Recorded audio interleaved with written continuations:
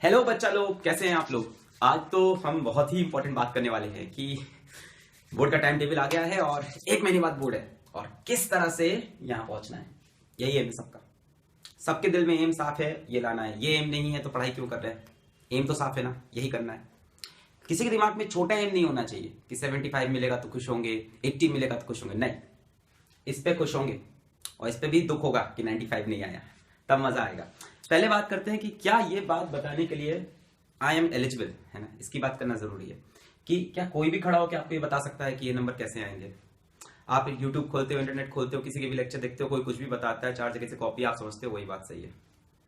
But आपको surety होनी चाहिए कि जो बंदा आपको ये बात बता रहा है क्या उसको एक्सपीरियंस है इस चीज का। Let's start this thing. हम यहाँ पे आज पहली बार कई चीजें लेके आए हैं साथ में। ये सबसे पहले ये देखिए, this is the result of last year ICSE।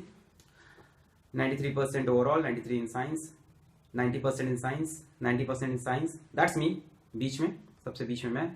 फिर ये 93% overall, 93 science, overall 90 and 91 in science. और इसमें कितनी फोटोज ना जाने मिसिंग है। Then last year 12th, that's physics result, 95 in physics, 94 in physics. और ये बच्ची कट गई, मनाल निहाल, 94 इन फिजिक्स। ओके, फिर उसके last year ICSE 95% in science and overall 93%, 92% in science and overall 92%. And the last, ये। अब मैं ये बोल सकता हूं कि मैं आपको ये बता सकता हूं, बोल सकता हूं कि नहीं, ये मैं 93.25%। सो हमने ये चीजें कर रखी है, हमारे नीचे स्टूडेंट्स ने भी कर रखी है। तो हम आपको ये बातें जरूर बता सकते हैं ऐसा कैसे होगा। ऐसा नहीं है कि हम सिर्फ आपको बोल रहे हैं कुछ भी और ये चीज हो जाएगी, नहीं। हमने हर साल देखा है कैसे बच्चे 90s में ब्रेक करते हैं, देखा है, हमने मेहनत की है साथ में। तो सबसे पहला पॉइंट है, स्टार्ट करते हैं, how to be a champion. किस तरह से चैंपियन बनना है। ये क्या है? कैरम बोर्ड है, बहुत बढ़िया, सब पहचानते हैं, this is a carrom board. अगर मान लीजिए हमें कैरम बोर्ड जीतना है तो क्या करना पड़ेगा। How to win a carrom board match. खूब अच्छा खेलें, खूब ट्रिक लगाएं, but how to win a carrom board match.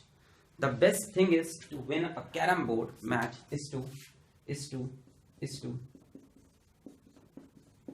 start playing। भाई जब आप खेलना स्टार्ट ही नहीं करोगे तब कैसे पता चलेगा कैरम बोर्ड कैसे जीतना है।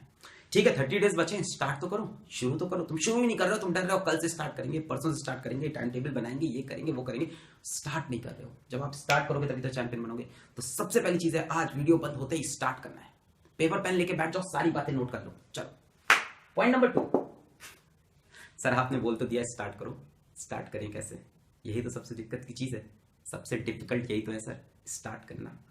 बोलने को कोई भी बोल जाता है कि स्टार्ट कर दो, पढ़ लो, मेहनत कर लो, कैसे स्टार्ट करें। Just 10 minutes. अच्छा 10 मिनट में तैयारी हो जाएगी? क्या लगता है? नहीं होगा।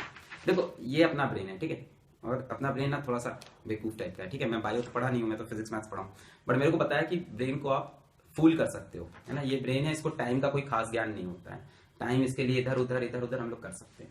मतलब तुम अपने ब्रेन को पढ़ते वक्त प्रॉमिस कर दो कि यार मैं 10 मिनट पढ़ने वाला हूँ, ब्रेन भाई तुम थोड़ी देर के लिए सुन लो, 10 मिनट मेरा साथ दे दो, मैं पढ़ लूंगा। जब आप 10 मिनट के लिए ब्रेन को बोलोगे ना तो ब्रेन भी कहेगा हाँ ठीक है 10 ही मिनट पढ़ेगा, चल बैठते हैं, उसके बाद मजा करेंगे। और आप जब 10 मिनट के लिए बैठोगे कभी 10 मिनट में उठ नहीं पाओगे। When you start a topic, जैसे ही आप टॉपिक के अंदर चले गए तो फिर आप 1 घंटा 1.5 घंटे से पहले उठ नहीं पाओगे। आधे घंटे पढ़ोगे, 45 मिनट्स पढ़ोगे ना, स्टार्ट तो होगा। तो सबसे अच्छा तरीका है, जब भी पढ़ने का मन नहीं करे तो हर बार दिमाग को ये बोलो कि 10 मिनट पढ़ते हैं। जैसे आप बैठे हो, गेम खेल रहे हो, मोबाइल चला रहे हो, आपने दिमाग का चल 10 मिनट पढ़ते हैं, उसके बाद मोबाइल चलाएंगे। 10 मिनट के लिए घुसे, कम से कम आधा घंटा पढ़ा, कुछ तो पढ़ा। आधे घंटे बाद तुमने मोबाइल चलाया, फिर दिमाग को तुम सिंबल दो कि चल 10 मिनट और पढ़ते हैं, फिर खेल लेंगे। और ये 10 मिनट कर करके टाइम बढ़ता जाएगा। हाँ, बट बहुत लॉन्ग टर्म के लिए ये भी सक्सेसफुल नहीं। तो तीसरा सबसे इंपॉर्टेंट क्वेश्चन जो बच्चे पूछते हैं, विच क्वेश्चन इज इंपॉर्टेंट। भाई ये तो कमेंट सेक्शन में भरा रहता है कि इंपॉर्टेंट क्वेश्चन क्या है, क्या आएगा इस चैप्टर से, क्या इंपॉर्टेंट है। तो एक चीज इंपॉर्टेंट है बस, ठीक है, सिर्फ एक चीज। अभी बोर्ड पास आ गया है तो ये इंपॉर्टेंट है। क्या है ये? कोई किताब का प्रमोशन? नहीं, इसमें इंपॉर्टेंट ये है कि chapter wise, topic wise solve papers ICSE 2015 से 2000 तक, या 2017 से मान लीजिए, IC हो, ICSE हो, CBSE हो, कोई भी बोर्ड हो, यूपी हो, MP हो, महाराष्ट्र हो, कोई भी बोर्ड हो, सबसे इंपॉर्टेंट होता है लास्ट 10 से 12 साल के पेपर, अगर सिलेबस चेंज नहीं हुआ है। अगर चेंज हो गया है तब तो फिर रिस्की है, but most of the cases में मैं पढ़ा रहा हूं 10% 12% ज्यादा सिलेबस चेंज नहीं होता। तो सबसे इंपॉर्टेंट है लास्ट 10 ईयर्स के पेपर लगाने नहीं है, लगाने नहीं है लास्ट 10 ईयर्स के पेपर, याद करने हैं, एकदम वर्ड टू वर्ड याद कर लेने लास्ट 10 ईयर्स के पेपर। मैं अपना एक्सपीरियंस बता रहा हूं, 80% क्वेश्चन आएंगे आपके लास्ट 10 ईयर्स से। नहीं मान रहे हो, आज का ये वीडियो है, जिस दिन एग्जाम का पेपर आएगा उस दिन आके यहाँ पे कमेंट करना नहीं आएगा ना भाई, हम लोग कोचिंग कर रहे हैं, हमको पता है आएगा ना, तभी तो हम वही पढ़ा रहे हैं साल भर। मेरे असाइनमेंट्स, जब मैं बच्चों को क्लास में असाइनमेंट बांटता हूँ तो असाइनमेंट के नाम पे उन्हें क्या देता हूँ मैं, लास्ट 10 ईयर्स पेपर। अगर वो बोर्ड की स्टडीज कर रहे हैं तो मैं असाइनमेंट में अपने कोई नए क्वेश्चन ज्यादा नहीं छोड़ता। 10 क्वेश्चन अगर हैं तो उसमें से 9 क्वेश्चन में आईसीएससी या आईएससी या सीबीएसई के आए हुए, एक क्वेश्चन कोई अपना नया डाल देता हूँ क्रिएटिव सा, जो मुझे लग रहा है शायद इस ईयर आ जाए, और वो भी बेस्ड होता है उन 9 क्वेश्चन पे, वो भी कोई नया नहीं होता, उन्हीं 9 क्वेश्चन पे 20 क्वेश्चन।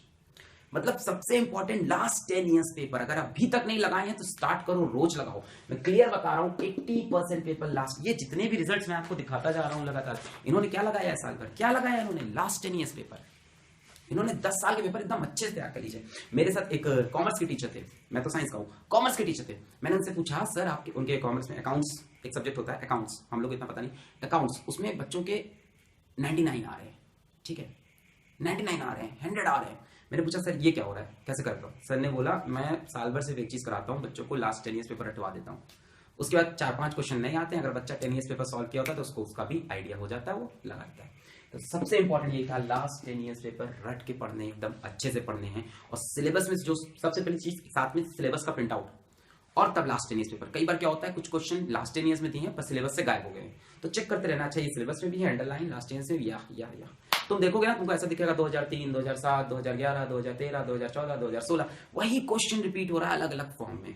कोई भी एग्जाम्पल ले लो, कोई भी, मैं फिजिक्स का टीचर हूँ, फिजिक्स का एग्जाम्पल ले लेता हूँ, क्लास 12 फिजिक्स एग्जाम्पल ले लेते हैं। जैसे हमसे आता है प्रूव दैट द, कहीं से भी उठा लेते हैं, इलेक्ट्रोस्टैटिक्स उठा लेते हैं, prove that the formula of capacitance is epsilon nought A by D, ऐसे आया। फिर पूछेगा the capacitance depends upon area of plates, किस तरह से। फिर पूछेगा कि कैपेसिटेंस डाइइलेक्ट्रिक पे कैसे डिपेंड करता है, तो के से मल्टीप्लाई हो जाता है। वही चीज घुमा फिरा के what is epsilon not permittivity, छोटी छोटी चीज एक ही टॉपिक से घुमा के। जैसे मान लो फिजिक्स से कुछ भी और उठा लेते हैं। फिजिक्स से हम लोग रे ऑप्टिक्स उठा लेते हैं, prove the lens makers formula 1/f = 1/v - 1/u, अच्छा चेंज कर दिया, prove that 1/f = 1 - v 1/u, change कर दिया, prove that 1/f = n/1 - 1 1/r1 - 1/r2, सब एक ही तो है यार, एक ही क्वेश्चन घुमा के।